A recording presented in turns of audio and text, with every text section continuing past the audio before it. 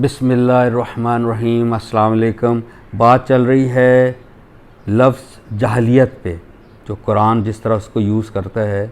جاہلیت یا جہالت کا مطلب ہے کہ آپ جذبات سے مغلوب ہو کر فیصلہ کریں.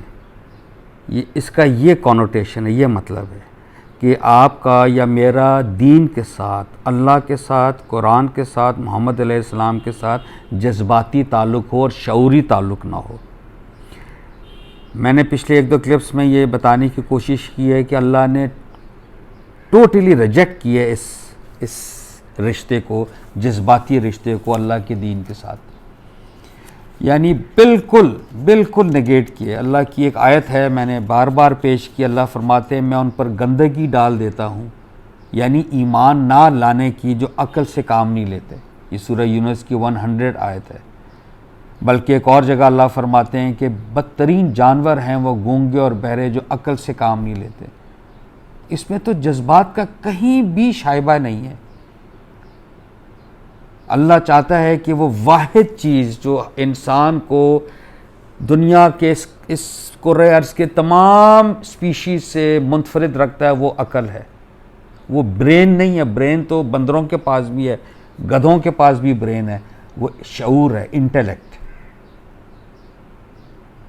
اب آپ دیکھیے، اس سے پہلے میں نے حضرت نوح کا واقعہ پیش کیا، حضرت ابراہیم کا کیا. اب میں آپ کے سامنے قریش کی بات سامنے لا رہا ہوں. وہی چیز، وہی معاملات، قرآن صرف یاد دہانی ہے. دیکھیں اس میں حضور پاک صلی اللہ علیہ وسلم جب قریش کے پاس گئے اللہ کا پیغام لے کر کہ آپ نے تو خانہ کعبہ میں 360 بت ڈال دیے، یہ تو اس کو واپس ریسٹور کیجئے.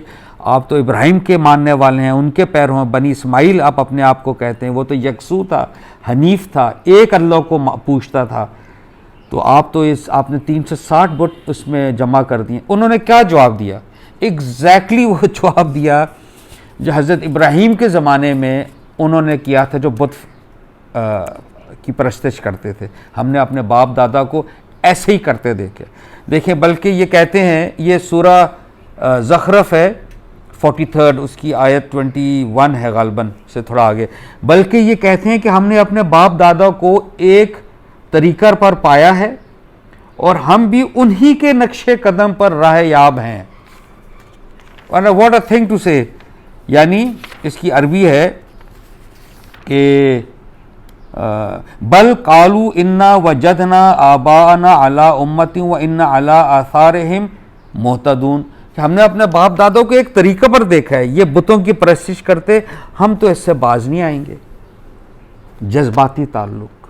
اچھا دیکھیں، اس پہ حضور پاک صلی اللہ علیہ وسلم نے بڑی خوبصورت بات کی. آگے آتا ہے، منذر نے کہا، ڈرانے والا یعنی رسول نے کہا، کیا اگر میں اس سے زیادہ ہدایت بخش طریقہ لے کر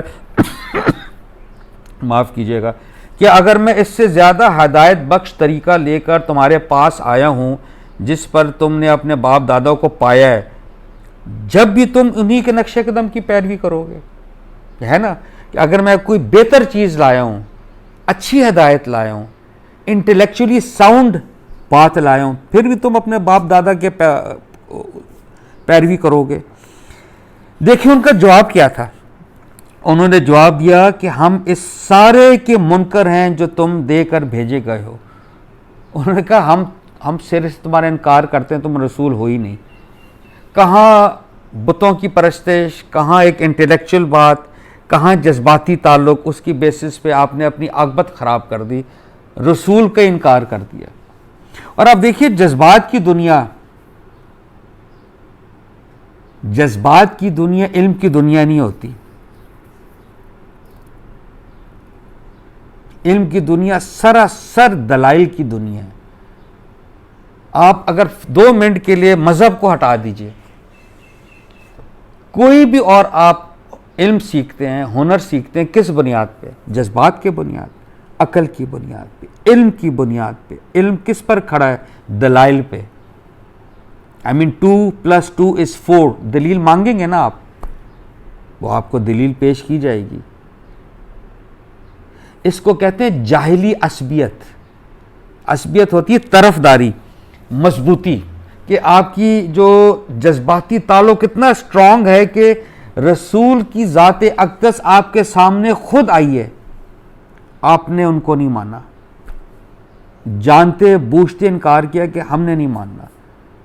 اب آپ اس سارے تناظر میں محترم دیکھیے کہ ہم کہاں کھڑے ہیں، ہمارا معاشرہ کہاں کھڑا ہے، کہ ہمارا تعلق اللہ سے، محمد علیہ السلام سے، قرآن سے شعوری ہے یا جذباتی ہے؟ مجھے آپ اجازت دیں کہنے کے لیے بالکل بھی شعوری تعلق نہیں ہے، بالکل بھی، آئی مین ناٹ ایٹ آل، سب جذباتی تعلق ہے۔ اتنے یہاں پر ایشوز ہیں جس کا آپ جب ڈسکس کریں گے تو آپ کو جذباتی تعلق ملے گا، قرآن پر سے پش رکھا جائے گا، قرآن کی نہیں مانی جائے گی، ان روایات کی، ان جو ہمارے کلچرل چیزیں جو یا ریلیجس کانوٹیشنز میں جو چیزیں رائج ہیں اس کو مانا جائے گا، بلکہ اس کے ساتھ بہت سٹرونگ ایلیجینس ہے جیسے ابو جہل کی تھی۔ قرآن خود گواہ ہے، قرآن خود گواہ ہے، وہ کہتا ہے، یہ میں ہر کلپ میں ریپیٹ کر رہا ہوں آیت، کہ کیا تم قرآن میں تدبر نہیں کرتے؟ افلا یتدبرون القرآن، کیا کرٹیکل تھنکنگ نہیں کرتے قرآن پہ؟ کیا تمہارے دلوں پر تالے ہیں؟ یہ اللہ نے کہا ہے سورہ محمد 47 میں 24 آیت، plain and simple. Critical thinking میں کوئی بھی جذباتی تعلق کا کوئی انحصار نہیں ہے، it's all purely based on intellect.